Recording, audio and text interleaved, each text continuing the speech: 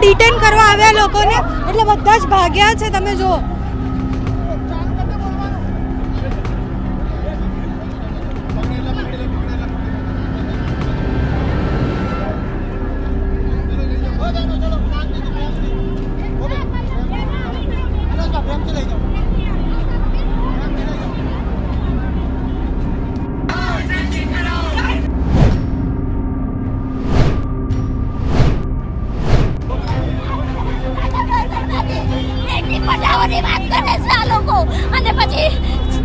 રસ્તા પર ઘસલે નામ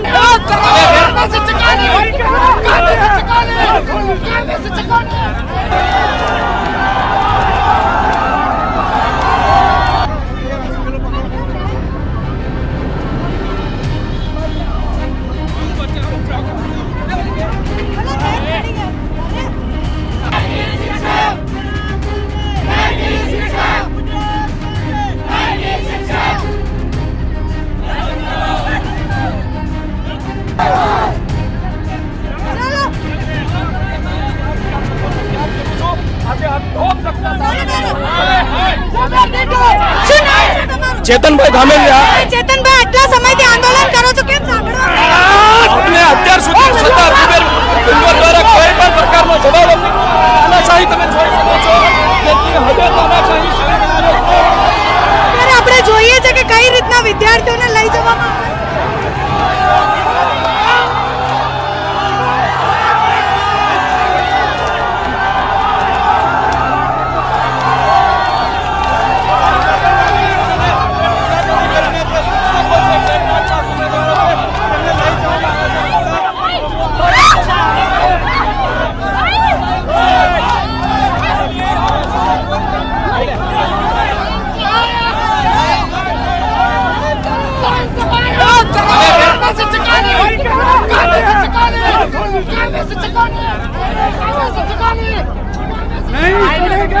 કરવી જોઈએ. કાયમી શિક્ષકની હાલ ભરતી જરૂર છે તો ભરતી કરવી.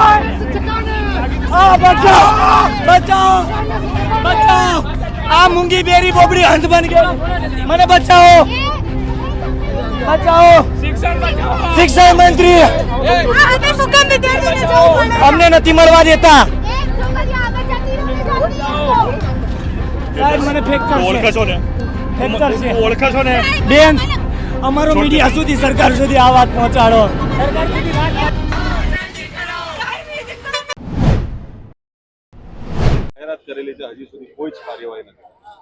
સમગ્ર ભારતમાં એમ સમગ્ર ગુજરાતમાં બેરોજગારીનો પ્રશ્નની ચરમ સીમા પર છે. રાજ્યના સામાન્ય પરિવારના યુવાન યુવતીઓ રાત દિવસ મહેનત કરી, એમના મા બાપે કાળી મજૂરી કરી એમને ભણાવ્યા હોય એ આશાએ કે ભવિષ્યમાં એમના ઘડપણની લાઠી બનશે, સરકારી નોકરી મેળવશે.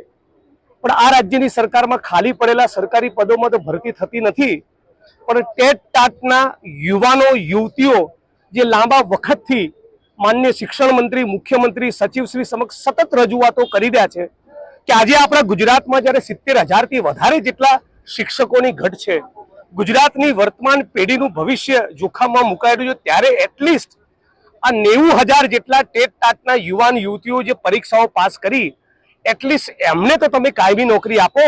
શા માટે તમે એમને નોકરીથી વંચિત રાખી રહ્યા છો? આ મુદ્દાને લઈને રેલીઓ કરી, ધરણા કર્યા, અરજીઓ કરી, આવેદનપત્ર આપ્યા, અમદાવાદમાં રેલી કરે, ગાંધીનગરમાં ડિટેન થાય.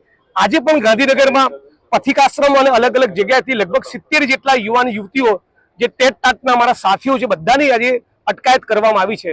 અને રાજ્યની સરકાર તરફથી કોઈ એમની સાથે ડાયલોગ કરવા માંગતું નથી. એટલે ગુજરાતના યુવાનોનું ભવિષ્ય અંધકારમય આ સરકારે બનાવ્યું છે. એટલે હું મીડિયાના માધ્યમથી રાજ્યની સરકારને અને માનનીય શિક્ષણ મંત્રીને હાથ જોડીને વિનંતી અને અપીલ કરું છું કે તાબડતોબ આ બાબતે એક નિર્ણય કરવામાં આવે અને જેટલા પણ ટેટ ટાટના યુવાન યુવતીઓ છે એ બધાને ન્યાય આપવામાં આવે. આ દિશામાં રાજ્યની સરકાર યોગ્ય નહીં કરે તો આવનારા દિવસોમાં અમદાવાદ શહેરમાં એક જબરદસ્ત મોટી એક આક્રોશ રેલીનું અમે પ્લાનિંગ કરીશું અને એ વખતે રાજ્યની સરકાર એ વધારે મુશ્કેલીમાં મુકાશે. ખૂબ મોટી સંખ્યામાં યુવાન મિત્રો એ વખતે આવશે. એટલે રાજ્યની સરકારને ફરી વિનંતી, આ ટેટ ટાટના યુવાન મિત્રો એમની ન્યાયી અને વાજબી માંગણી લઈને નીકળ્યા છે. તાબડતોબ આ સરકારે ગંભીરતાપૂર્વક વિચાર કરી એમને ન્યાય આપવો જોઈએ. રોજ અમે આવી શિક્ષકો ટેટ પાસ ઉમેદવારો સતત વર્ષથી સંઘર્ષ કરી રહ્યા છીએ ત્યારે અમે અહીંયા શિક્ષણ મંત્રી અને શિક્ષણ સચિવ જે અમને એવું લાગે છે કે ગુજરાતમાં શિક્ષણ મંત્રી કરતા પણ વિશેષ શિક્ષણ સચિવનો ચાલી રહ્યું છે. અહીંયા મંત્રીઓનું રાજ નથી, અધિકારીઓનું રાજ છે. મંત્રી પાસે જાય ત્યારે એમ કહે છે કે સચિવ તરફથી જ્યારે કોઈ પણ પ્રકારની સૂચના આવશે ત્યારે ભરતી કરવામાં આવશે. અમે તો ભરતી કરવામાં રાજી છીએ. તો અમને લાગે છે અમે જ્યારે ચૂંટીને મોકલ્યા એ કોઈ કામના નથી. અમારે લગભગ ચૂંટીને સચિવ મોકલવા જોઈએ એવું લાગી રહ્યું છે. આજે જ્યારે દરેક ઉમેદવારો ટુકડે જ્યારે અહીંયા ભેગા થતા હતા ત્યારે અગાઉથી અટકાયતનો દોર શરૂઆતથી કરવામાં આવ્યો. જાણે આતંકવાદી હોય એમ આખા ગાંધીનગરને પોલીસ છાવણીમાં ફેરવી દેવામાં આવ્યું.